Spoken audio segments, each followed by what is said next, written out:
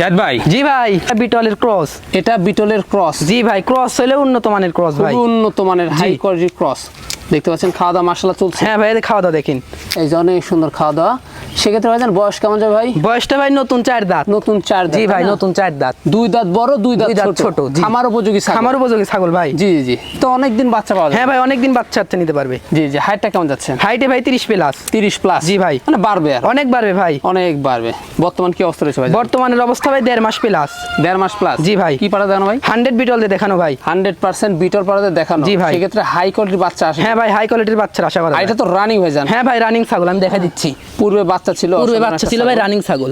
জি, এই যে অনেক সুন্দর কিন্তু দেখতে পাচ্ছেন। হ্যাঁ ভাই, অনেক সুন্দর।